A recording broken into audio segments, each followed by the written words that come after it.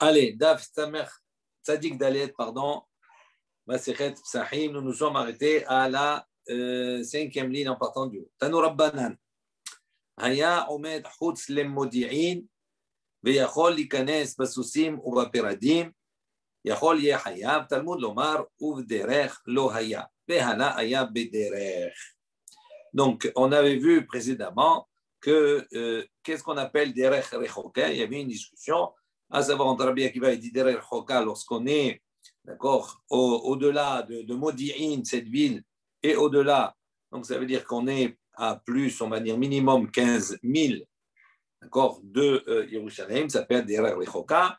Et si maintenant, et selon Rabbi Eliezer, c'est derech rechoka, même si on est à l'extérieur de la Hazara, même si on se trouve à Yerushalayim, à l'extérieur de la Hazira, même si on est un pas dehors, on est considéré comme loin.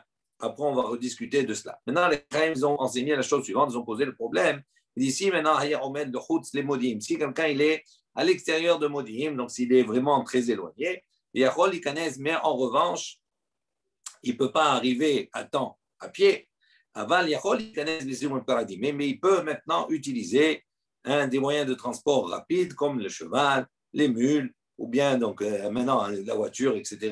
Il dit, est-ce que Yachol Yeh Hayab? Il dit, puisque véritablement il pourrait arriver en utilisant un moyen rapide, même si au niveau de la distance il est loin et donc il serait dispensé, il rentre dans le cadre de Derech Rechoka, est-ce que malgré cela il serait Hayab Karet si il n'y va pas, puisqu'il a la possibilité d'aller rapidement? Talmud Lomar, il dit non, c'est marqué Uv Derech Lo Hayab. Il dit quel est donc celui qui serait chayav karet uniquement dans le cas où derech lohaya, où justement il ne serait pas éloigné. Bederech, c'est-à-dire qu'il est en deçà de la distance réglementaire. Il dit et lui il se trouve effectivement baderech, c'est-à-dire il se trouve plus que la distance de 15 000. Et donc même si effectivement il pourrait atteindre son objectif plus rapidement, s'il ne le fait pas, il n'est pas pour autant Hayab. N'est Hayab uniquement celui qui, au niveau de la distance normale quand on marche, se trouve à moins de 15 000.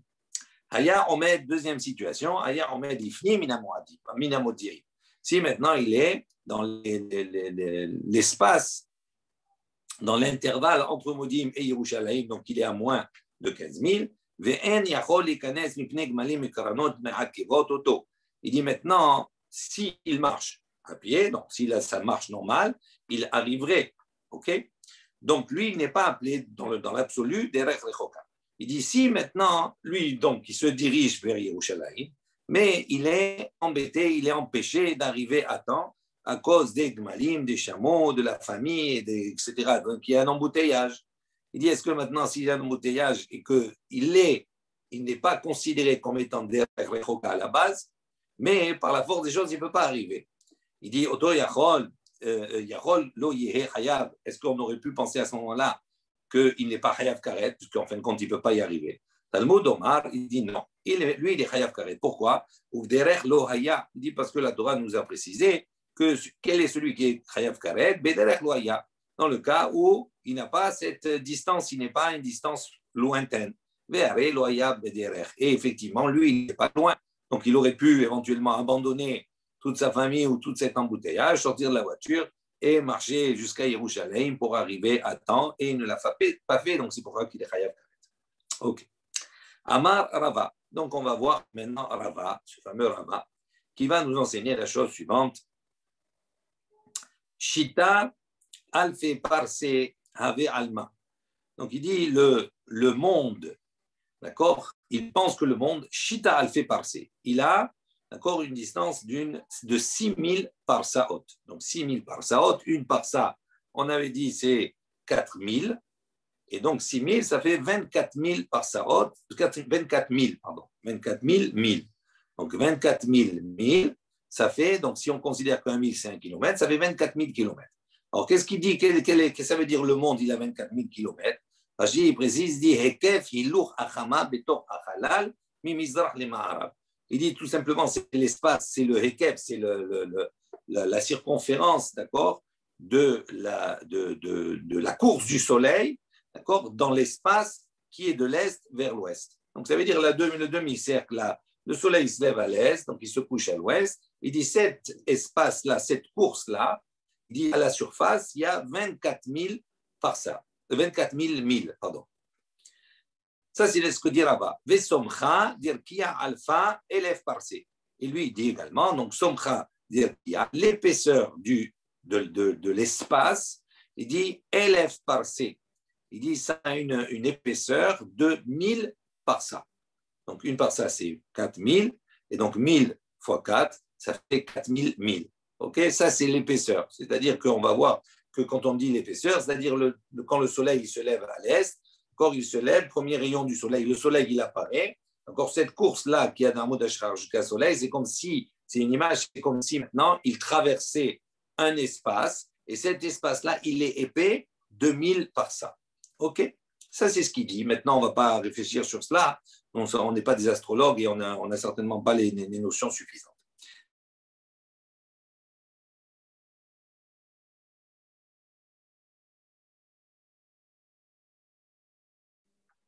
Il y a un enseignement, son premier enseignement, c'est Gemara, c'est tout simplement une transmission.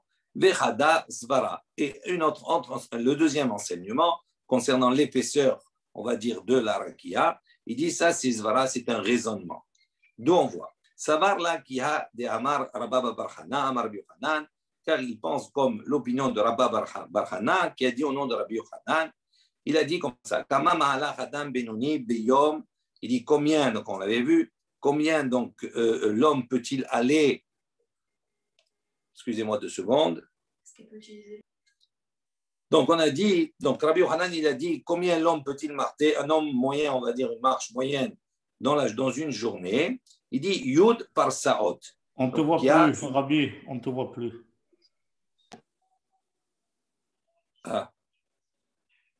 C'est bon? C'est mieux. Allez, ça va. C'est mieux. Voilà, bon, c'est pas grave. Donc, Rabbi Yochanan, il a dit combien un homme moyen peut-il marcher, peut-il parcourir dans la journée?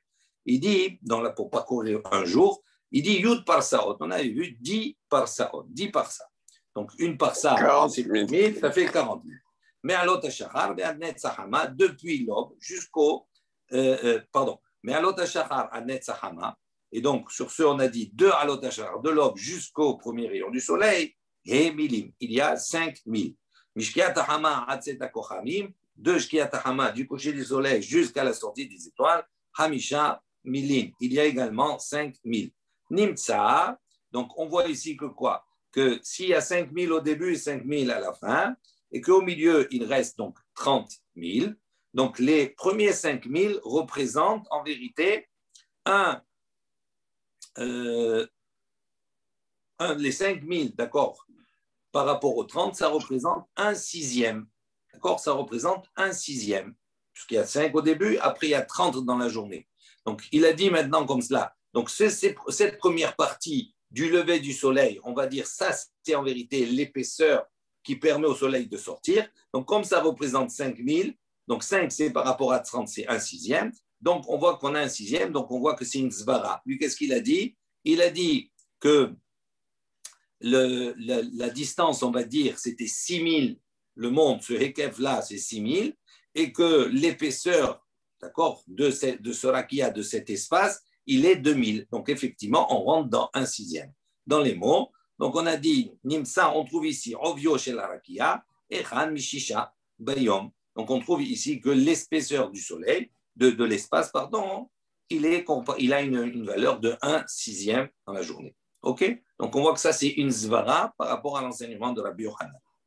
Métivé, on vient objecter ici. Rabbi Yehuda Omer. Rabbi, il a dit, Ovio shel arakia ehad me'asara. Il dit non, l'épaisseur de cet espace, il est de l'ordre de 1/10. Bayom, dans la journée. Ça veut dire quoi? Teda, il dit, sache, Kama ma'ala hadam benoni beyom, il dit, selon Rabbi Yehuda, il dit, combien l'homme peut-il marcher, encore peut-il aller dans la journée? Il dit Eser par Saot, 10 par Saot. Ou Me'alot HaShahar de Adnetz Achama, donc 10 par Saot, ça fait effectivement 40 000. Très bien. Ou Me'alot HaShahar, et de Alot HaShahar, à Netzachama, jusqu'à Netzachama, lui, Rabbi Yehuda, il dit il n'y a pas 5 000, mais il y a Arba'at Milim, il y a 4 000. Mishkat Hama ve'atzet HaKochavim, de Shkiat HaChama jusqu'à Tzet Kohavim, Arba'at Milim. Il y a également 4000. Donc, il n'est pas d'accord. Donc, ça se trouve, s'il dit qu'il y a 4000, donc on a 4000 sur, en vérité, il y a 4. Il y a 4 d'un côté, 4 de l'autre, ça fait 4 et 4, 8. Donc, au milieu, il reste 32. D'accord? Donc, on va dire les 4, c'est 1/8, d'accord, de 32, ou c'est 1/10 de 40. Il dit Nimtset, Ovyo Shelarakia, Echad, Me'asara Bayom. Et donc, ici, il dit Tiyufta. Donc, on voit ici que selon Rabbi Yehuda, on a effectivement une objection sur l'opinion de Rava. Il dit Tiyufta de Rava, Tiyufta de Ola, Tiyufta. Donc, il dit, on voit que non seulement il y a une question qui se pose sur Rava, parce que lui, il avait dit que l'épaisseur correspond à 1000 par ça, donc c'est 1/6 de la distance du monde. Et c'est une tioufta également sur Oula. Pourquoi? Parce que Oula, rappelez-vous, on avait dit que Oula, il avait calculé, il avait dit que quelle est la distance qu'on appelle Derech Rechoka? Il avait dit c'est 15 000. Mais comment il avait calculé 15 000? En disant qu'il y a 40. Il y avait 5 et 5, et au milieu, il restait 30. Et donc, 30, quand on partage dans la journée, une première demi-journée, c'est 15, la deuxième demi-journée, c'est 15. Donc, il y a 15. Il dit ici, c'est une question sur lui. Pourquoi? Parce que si on dit qu'il y a 4 et 4, il reste au milieu, il ne reste plus que 32. Donc, s'il y a 32, donc ça veut dire que la distance, normalement, qu'on appelle des Rechoka, ça ne serait pas de 15, mais ça serait de 16. D'accord? Donc, c'est une tioufta, c'est une question également sur Oula. Lema tevet tioufta de Rabbi Yohanan. Il dit, est-ce qu'on pourrait dire également qu'il y a une question sur l'enseignement de Rabbi Yohanan? Parce que Rabbi Yohanan, qu'est-ce qu'il a dit? Il a dit, quelle est la distance qu'un homme peut parcourir dans la journée? Yud par Saot. Il avait dit 10 par Saot. Et après, on avait dit, Mi'alot HaShachar 5, et de Shkiat HaChama jusqu'à Tzet HaKochavim, il y a 5. Donc, il dit, ça serait également, on pourrait poser la question, ce serait contradictoire avec l'opinion de Rabbi Yohanan. Amar Lecha, Rabbi Yohanan, il va te dire, non, Anna, Bimama, ou de Amri. Il dit, moi, non, Rabbi Yohanan, il n'a pas parlé de Alot HaShachar, etc., des 5 et des 5. Lui, Rabbi Yohanan, il a dit, qu'est-ce que l'homme il peut parcourir dans la journée? 40 000, 10 par ça. Il dit, c'est ça que Rabbi Yohanan, il a dit. Les Rabbanan et les Chachamim, eux, donc Rabba, etc., tout cela, ils sont venus, ou des Kataou, ils se sont trompés, des Kaheshban dans leur compte. Pourquoi? Des Kadma, des Chashucha. Il dit pourquoi? Parce qu'ils ont, Kadma, ça veut dire ils ont jugé qu'à partir de Hamoud HaShachar, les gens ils commencent à se lever, ils peuvent se déplacer, donc ils se lèvent plus tôt par rapport aux gens qui se lèvent plus tôt. Donc ils ont calculé, ils ont dit de Hamoud HaShachar jusqu'à Netz HaChama, c'est 5. Et les gens qui marchent le plus tard, de Hamoud de Shkiat HaChama jusqu'à Tzet HaKochavim, c'est 5. Mais ça, ce n'est pas les propos de Rabbi Yohanan. Donc on ne peut pas poser une question sur Rabbi Yohanan. Il dit, Lema te'etiuvta de Rabbi Hanina. Il dit, est-ce qu'on ne peut pas, donc justement, ça ne peut pas être une objection aussi sur l'opinion de Rabbi Hanina. Rappelez-vous ce que Rabbi Hanina avait dit avec l'épisode de Lot. On a dit là-bas que Lot, il est parti de Sodome jusqu'à Tsoar, et on a dit là-bas qu'il est parti de Hamoud HaShachar jusqu'à Netz HaChama. D'accord? Et on avait dit là-bas, c'était 15 000. Rabbi Hanina, il avait dit, moi j'ai vérifié que entre Sodome et Tsoar, il y a effectivement 15 000. Et là, on voit qu'il dit qu'il y a 16, il n'y a pas 15, donc ça serait une question sur lui. Il dit l'eau. En vérité, non, ce n'est pas une question, parce que là-bas, à propos de l'autre, c'est marqué Vayaitsu. Il dit Vayaitsu Shani. C'est différent. Yaitsu, ça veut dire ils l'ont pressé. Donc ça veut dire qu'il a marché beaucoup plus vite. Donc en vérité, il y a 4 000, mais comme il a marché beaucoup plus vite, donc il a parcouru 5 000.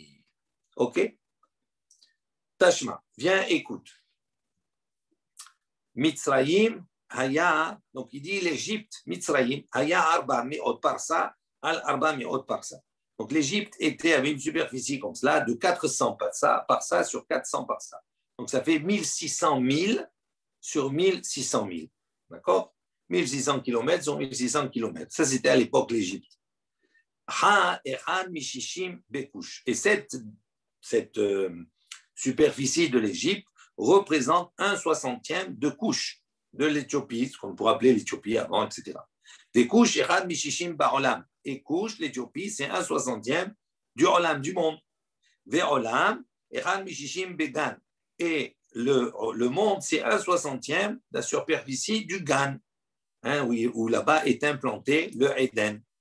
Vegan, Echad Mishishim Be'eden. Et le Gan, d'accord, il est implanté dans Eden. Gan Be'eden, c'est marqué dans Bereshit. qu'il a mis l'homme, Gan, Be'eden, dans le jardin qui se trouve dans Éden. Et donc, le jardin, c'est un soixantième du Éden, du paradis, on va dire, du Éden. Be'eden, et le Éden lui-même, Echad Meshishim Bat Geinam. C'est un soixantième du Geinam. Donc, le Geinam, c'est immense. Nimsa, donc on trouve ici que quoi? Kol ha'olam kulo, kisui, kdera, la Geinam. Il dit donc, on voit ici que quoi? Que le monde entier, c'est quoi? C'est considéré comme kisui, kdera, comme le couvercle de la marmite. Quelle la marmite, c'est quoi? C'est le Geinam. Donc, on voit ici que quoi? Tioufta, c'est une question sur Rava. Rava, il a dit le olam, il a combien? Il a 6000 par saot. Il dit là, on voit que si on devait faire le calcul, c'est beaucoup plus que 6000. Parce qu'à chaque fois, c'est un soixantième. Donc, chaque fois, c'est 60 fois plus que ce qu'il y avait précédemment. Donc, à la base, il y a déjà 1600 000. D'accord? Donc, 4000, c'est une par ça. Donc, vous faites le calcul. Ça fait 400. 400 par ça. Et à chaque fois, tu multiplies par 60 pour arriver au Olam. Donc, c'est beaucoup plus que 6000. Donc, Tioufta, donc c'est une question sur Rava. Donc, de nouveau, on a tapé sur Rava, on lui a dit, on a une question sur toi. Tashma, bien écoute. Détanad Beliaou, donc on a enseigné dans la yeshiva de Eliaou, Rabbi Nathan, Omer Rabbi Nathan, il a dit, Kol ha'yishuv kullo tahat kochav echad. Donc, on va essayer de traduire, on va essayer de comprendre. Il dit, Kol ha'yishuv kullo, tout l'ensemble des habitations, on va dire, des lieux de résidence. Et Rashi dit, Kol ha'yishuv kullo, Shel Bnei Adam, donc toutes les résidences des hommes, là où ils habitent. Il dit, tout cela, tahat kochav echad, se trouve sous une étoile. Ça veut dire une étoile, elle suffit à couvrir l'ensemble. D'où on sait. C'est la Terre, donc ça. Hein? C'est la Terre quand on dit ça. Là, on est sur Terre. Là, on a atterri. Là. On n'est plus dans les astres. Là, on est sur Terre. Donc, il dit, qu'est-ce qu'il dit, Rabbi Nathan? Il dit, voilà, il y a un principe. Il dit, une étoile, encore même si elle est très loin, en vérité, elle couvre l'ensemble des habitations du monde. Et il dit comme ça, regardez. Il dit, Teda, sache, Share Adam noten aino, בכוכב אחד, והולך למזרח עומד כנגדו. לארבע רוחות העולם עומד כנגדו. Donc il dit, l'homme, quand il se déplace, s'il met ses yeux, בכוכב אחד, il met ses yeux sur une étoile. Choisit une étoile, il met ses yeux dessus. הולך למזרח, il dit, s'il va à l'est, עומד כנגדו, elle se trouve toujours au-dessus de lui. לארבע רוחות, la même chose, quel que soit l'endroit où il va aller, elle se trouve au-dessus de lui. Donc, מכלל דכל היושב כולו תחת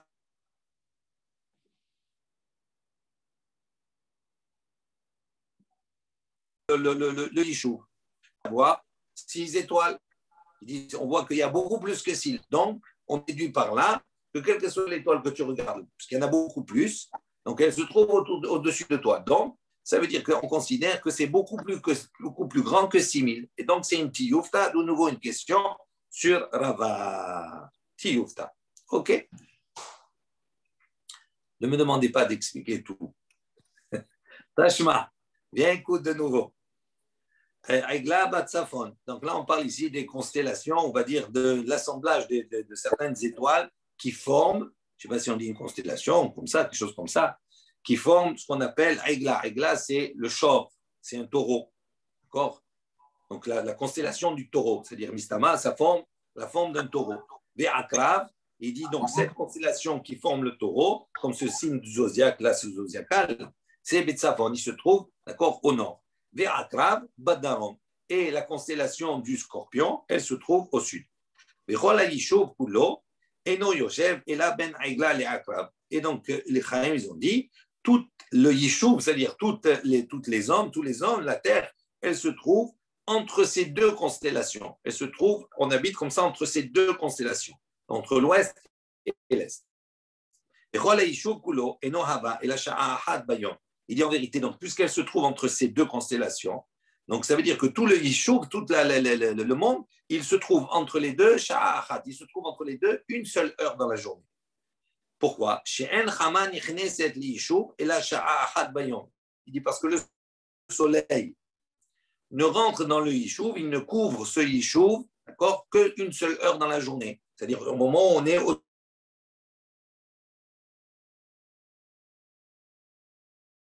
Vous savez à peu près à partir de où? Quand on va commencer à Aigla Aroufa. Alors, je reprends, pas Aigla Aroufa. Je reprends. Et ça coupe. Vous allez me tuer, hein? Je reprends. Tashma, bien écoute. Aigla Betsavon Ve'akrav Badarom. On a dit donc la constellation du Shor du Taureau, elle se trouve au nord, et la constellation Akrav du Scorpion, elle se trouve au sud. Il dit donc toute ce monde-là, le Olam, ce Yishuv, c'est là où les hommes habitent. Il dit toute cette partie-là, elle se trouve entre la constellation du Shor et entre la constellation du Akrav. Il dit toute cette Yishuv-là, donc toute ce Olam-là, ne se trouve qu'une heure dans la journée entre les deux. Il dit She'en Hama, pourquoi? Parce que le soleil, En Hama nichneset li Yishuv ela sha'a achat. Il dit le soleil ne rentre au-dessus de ce Yishuv, de cette terre, que durant une heure. Il est au-dessus de nous pendant une heure, ce qu'on appelle le zénith. Comment?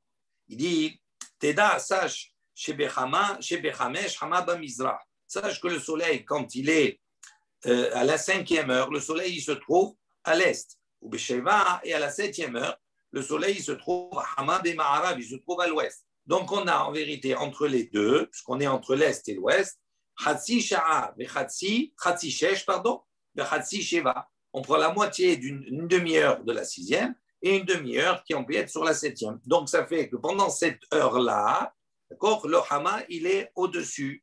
Et donc ça veut dire qu'il est entre la constellation de l'est de Akrav et la constellation de Egla Omedet. Berosh Kol Adam, il se trouve au-dessus. Et donc, Tiyufta, donc ici, effectivement, on a une question également sur Rava. Il dit pourquoi? Parce que ça fait beaucoup plus à ce moment-là, quand on fait les calculs, beaucoup plus que 6000. D'accord? Vous regarderez un petit peu les Rachid et Tosfot qui sont intéressants. Tashma, viens, écoute de nouveau une question sur Rava. Damar Yohanan ben Zakkai, Yohanan ben Zakkai, il a dit Ma tshuva yeshivato batkol leoto rasha. Il dit quelle est la réponse que la batkol, la voix céleste, a répondu à ce rachat. Ce rachat, on parle ici de Nebuchadnezzar, Nabucodonosor. Besha'a she'amar. Nabucodonosor, qu'est-ce qu'il a dit? À un moment donné, il a dit Ele al bamote'av adame la Elion. Il dit je vais monter al bamote'av, c'est sur les hauteurs, sur un nuage là-bas. Et il dit adame la Elion. Je ressemblerai la Elion au supérieur. Ça veut dire il se prenait pour un dieu. Il dit je vais monter là-bas, je serai. Ok? Et c'est à ce moment-là, quand il a dit ça, il y a Stabat Kol, une voix céleste est sortie, Ve'amralo, elle lui a répondu, elle lui a dit Racha ben Racha, impie, fils d'impie, ben Beno shel Nimrod Haracha, petit-fils de Nimrod Haracha l'impie. Rachi précise, petit-fils, c'est pas vraiment le petit-fils, il dit Lavdafka ben Beno, et là, un Klomar Misera Nimrod. Mais ça veut dire qu'il est de la descendance de Nimrod Haracha. Et Nimrod, Shehimrid et Kol Haolam Kullo Alay Bemalchuto. On va voir que Nimrod, il s'est rebellé, on va dire, il a entraîné tout le monde, d'accord, contre la royauté d'Akadosh Baruch Hu. Il a dit on va construire la tour de Babel, etc., tout cela. Donc il voit lui, donc c'est ça Racha. Il dit maintenant, il a dit je vais monter. Ah, tu vas monter. Il dit, et la Bat-Kol, elle lui dit, Kamash notav shel Adam. Il dit combien sont les années d'un homme en moyenne à l'époque? Shiv'im shana, 70 ans. Et si maintenant c'est un homme qui est Bigvorot, qui a des forces, il peut tenir jusqu'à 80 ans. Chez Neymar, comme c'est marqué dans le Pasuk, dans les Teilim, il dit nos années, elles sont de 70 ans. Si maintenant on est fort, à ce moment-là, on peut aller jusqu'à 80 ans. Mina Aretz, il lui a dit maintenant, regarde, Chacham, il lui a dit, Mina Aretz ad la Rakia, de la terre jusqu'au ciel. Mahala Chamesh Me'ot Shana. On peut, si on devait marcher, on devrait pour arriver parcourir 500 ans. Il nous faut 500 ans. Ve'ovio, chez la Rakia, Mahala, Hamesh Meot Shana. Et l'espace et l'épaisseur, d'accord, du ciel, de cet espace-là, Rakia, on va appeler par espace, c'est une distance de marquer 500 ans. Ou ben kol Rakia, Rakia, les Rakia, et entre chaque ciel, puisqu'il y a 7 cieux, on verra après dans Masechet Chagiga, etc., où là-bas on sera encore dans les nuages, dans certains domaines. Il dit là-bas, donc on va voir qu'entre chaque cieux, il y a également un espace de 500, de marcher pendant 500 ans. Et il dit ainsi, donc entre chaque espace. Il dit donc on voit ici que quoi? Et donc, donc il dit, comment tu vas monter? Tu vas vivre combien? 70, 80? Et tu n'auras jamais assez pour monter. Il lui a dit, qu'est-ce que tu racontes? Il dit, ah, c'est pour ça. Donc, le passou, qu'est-ce qu'il dit? El Sheol Turat, Al Yarkete Bor. Donc, il a dit, maintenant, il a fait descendre dans le Sheol, c'est-à-dire dans l'enfer, dans les profondeurs du puits, etc. Il dit, Tiyufta. Donc, de cet épisode également, on a une question sur Rava, parce que Rava, il avait dit quelle était l'épaisseur du rakia, du ciel, que le soleil traverse. C'est quoi? C'était 1000 parsa. D'accord? 1000 parsa. Et là, on voit que l'épaisseur, c'est 500 ans. Donc, c'est beaucoup plus que 1000 parsa. C'est-à-dire quel homme qui va courir dans une journée, hein, c'est 6000 parsa. Donc, multiplié, vous allez faire le compte. Ok. Tanurab Banan. Chachmé Israël Omrim. Donc, les Chachmé m'ont enseigné. Ils ont dit, les sages d'Israël ont dit, Galgal Kavua ou Mazalot Chozrim. Donc, il y a une discussion entre Chachmé Israël et Chachmé Umot HaOlam. Selon les Chachmé Israël, ils ont enseigné, ils ont dit Galgal Kavua ou Mazalot Chozrim. Il dit autour de la terre, comme ça, il y a Galgal. C'est comme une roue. D'accord? Dans cette roue-là, il y a les Mazalot, il y a les astres qui sont à l'intérieur. Et eux, les Chachmé, ils ont dit Galgal Kavua. La roue, elle est fixée, elle est fixe. Ou Mazalot Chozrim. Et ce sont les Mazalot, c'est-à-dire les astres qui se déplacent, qui tournent. Et les sages des autres nations, eux, Omrim, ils ont dit, Galgal Choser, ils ont dit non, c'est la roue qui tourne, ou Mazalot, mais les Mazalot, les astres, dans cette roue-là, ils sont fixes, ils ne bougent pas. Amar Rabbi Tshuva li Divrehem, Rabbi, il a dit, il y a une question, une réponse sur leurs propos des Umot HaOlam, des sages du monde. Il dit, mais Olam, donc il a objecté, il leur a posé une question, il a dit, mais Olam, Lomatzino Egla, Badarom, Be'akra, Batsafon. Donc il lui a dit, mais ça ne veut pas marcher. Si vous dites que que le Galgal, il bouge et que les Mazalot, ils sont Kavua, il dit à ce moment-là, c'est problématique. Pourquoi? Parce qu'on n'a jamais trouvé que la constellation de Egla, du Shor, du taureau, elle soit Badarom, elle soit au sud. On a dit, elle est au nord. Et Akrab, on n'a jamais trouvé que la constellation du Akrab, du Scorpion, elle est Batsafon, elle est au nord. Donc, alors que leur position, elle est inverse. Mais si tu dis que le Galgal, maintenant, il tourne, que les Mazalot, ils ne bougent pas, donc c'est-à-dire à ce moment-là, tu vas te trouver que ces Mazalot-là, ils vont se retrouver dans des directions différentes. Ils disent, ça c'est la question qu'ils ont posée sur eux. Matkif la Ravaha bar Yaakov, Ravaha bar Yaakov, il vient objecter, il dit, Dilma, peut-être, non, ce n'est pas une preuve que la question que Rabbi pose. Il dit peut-être Kebutsina derchaya, iname ketsinora de dasha. Il dit non, on peut comprendre. Pourquoi? Kebutsina derchaya, ça ressemble comme Butsina derchaya, comme la meule. Il dit dans la meule, il y a la roue qui tourne, qui va tourner, on fait tourner la roue, etc. Et il y a Butsina, il y a le pieu qui tient comme cela, qui lui, il ne bouge pas, il est fixe. Donc c'est-à-dire, il reste toujours à la même place en vérité. C'est-à-dire, lui, il reste à la même place et la roue, elle tourne. Je ne vois pas d'ici, tu nous montreras les dessins. Tu me l'as envoyé, mais je ne peux pas lire maintenant le téléphone parce qu'autrement, ça va interrompre l'enregistrement. Après. Iname Ketsinura de Dasha, ou bien également, on voit les gonds qu'il y a dans les portes. À l'époque, il y avait des gonds, donc on voit que le gond, la porte, elle tourne, mais le gond, il ne bouge pas. Donc, on voit ici que c'est la même chose. Ce n'est pas parce que tu vas dire que Galgal, elle bouge et que les astres, on va dire, les planètes, etc., elles sont fixes, que automatiquement tu vas retrouver l'un au sud et au nord, et inversement, etc. Il dit non, ça ne bouge pas, ça non plus. Ce n'est pas parce que ça tourne que ça bouge. OK? Donc, c'est une question qui a été posée, donc il a réfuté. Chachmé Israël Omrim. Les sages d'Israël ont dit Bayom,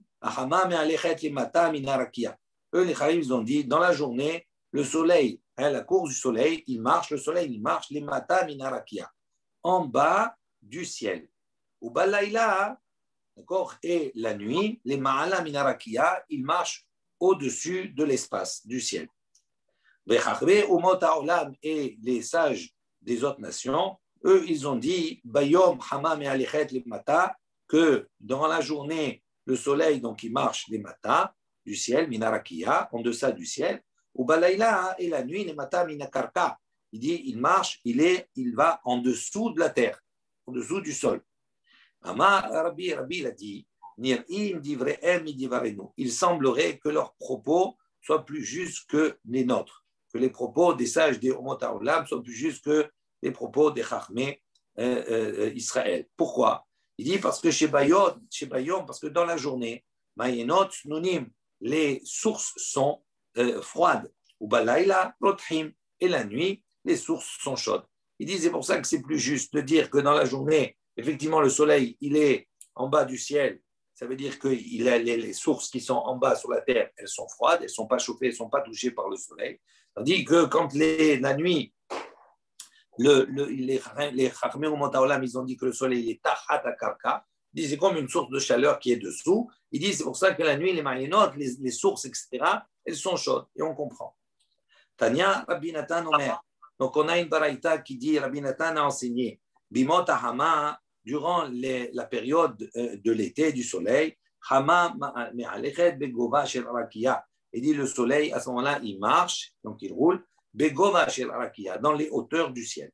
Les ficha, pour cela, kol ha'olam kulo rotea. Il dit pour cela que tout le monde, à ce moment-là, rotea, c'est-à-dire vous avez déjà certainement vu, après on verra dans les saisons, cette image du soleil qui est au-dessus, qui a sa course comme cela, ou bien qui des fois il a sa course qui est un petit peu sur le côté.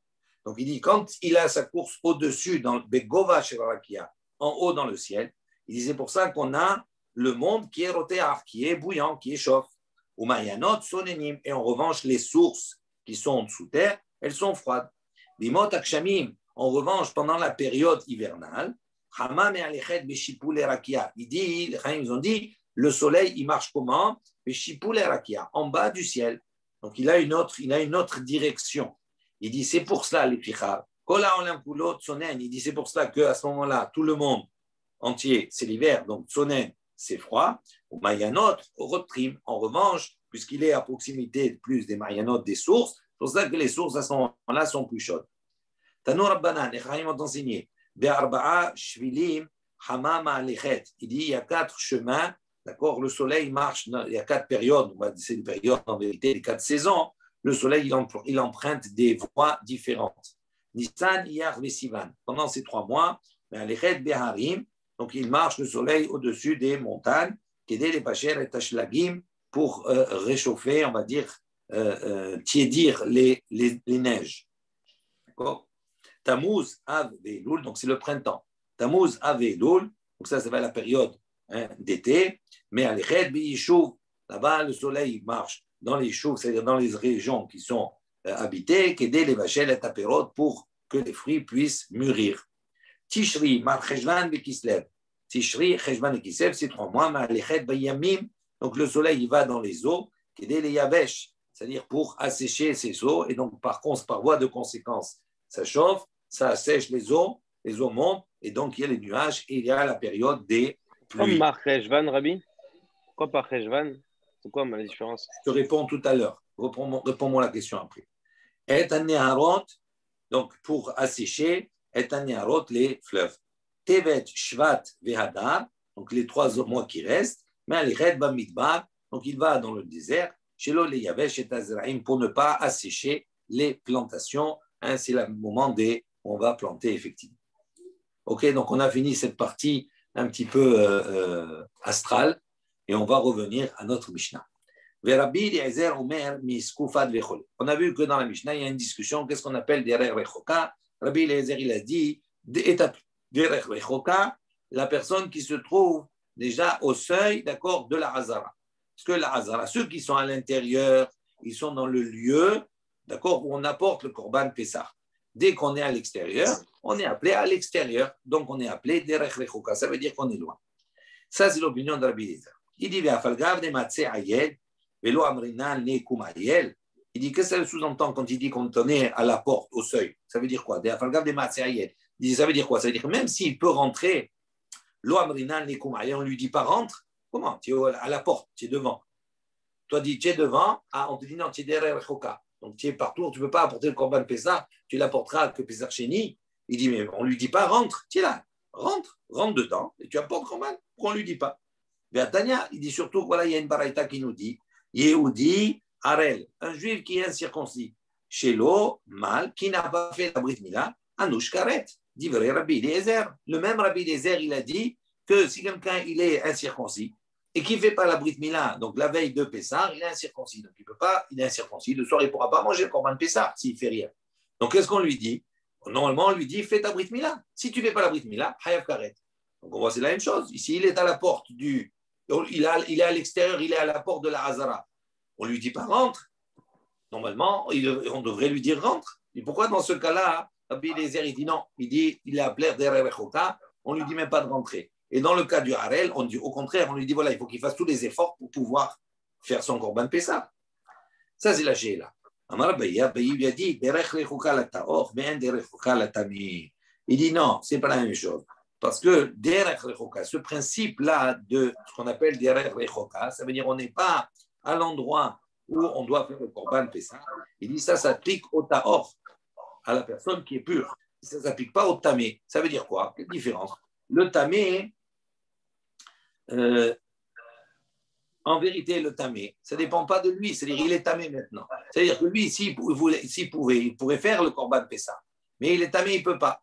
Donc il a dit, quand on a dit Derech Rechoka, ça ne s'applique pas au Tamé. C'est-à-dire que ça ne s'applique pas à la personne qui normalement pourrait le faire, mais qui ne peut pas le faire maintenant.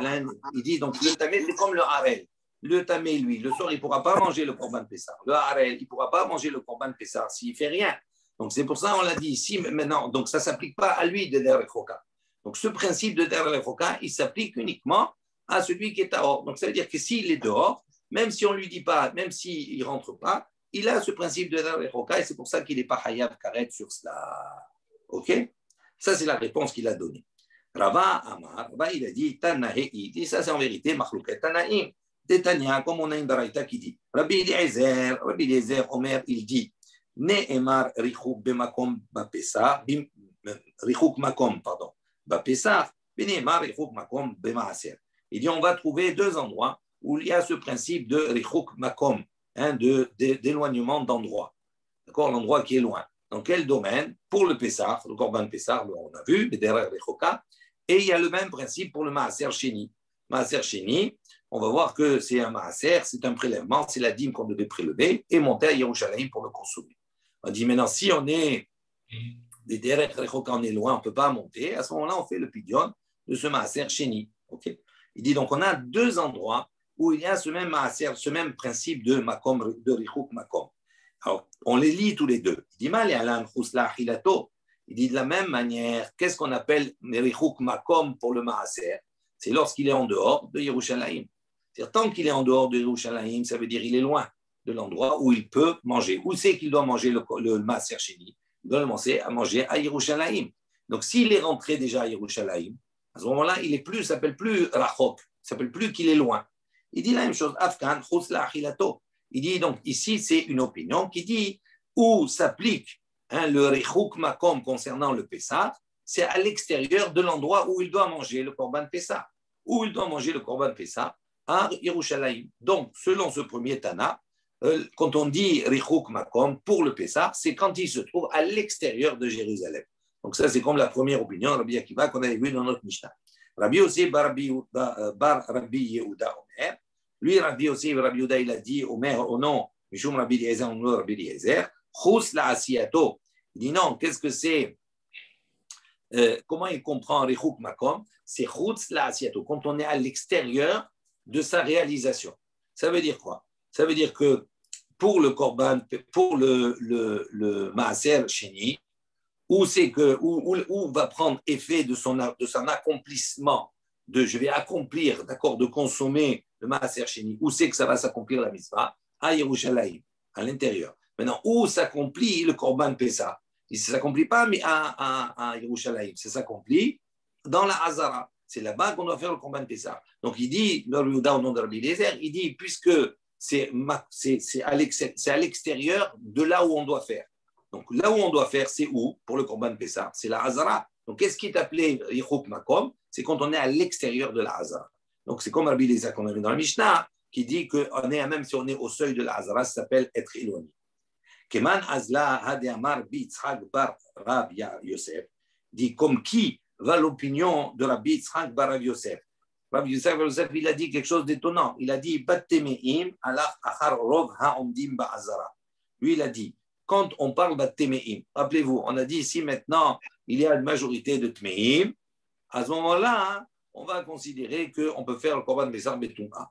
Alors il dit, comment on évalue les Tmeim? Il dit, alach achar rov ha'omdim ba'azara. On va évaluer le rov des Tmeim par rapport à ceux qui se trouvent dans la Hazara. Ça veut dire dans le Makom où on doit faire le Korban Pessah. Donc il évalue les personnes qui sont là-bas. S'il y a une robe de Tmeim, à ce moment-là, on porte le Korban Pessah Tmeim. Mais pas par rapport à ceux qui sont à l'extérieur de la Hazara. Parce que ceux qui sont à l'extérieur de la Hazara, d'accord, ils considèrent qu'eux sont quoi? Bederech Rechoka, puisqu'ils sont à l'extérieur de la Hazara. Eux, ils sont Bederech Rechoka. Donc ils ne sont pas concernés. Qui est concerné par ça? Uniquement ceux qui sont à l'intérieur de la Hazara. Il dit comme qui il pense? Ce Rav Yitzhak bar Rabbi Yosef, Keman, qui est Rabbi aussi bar Yehuda, Mishum, Shamar, Mishum, Rabbi Eliezer. Donc, comme la deuxième opinion dans la Baraïta qu'on a évoquée maintenant.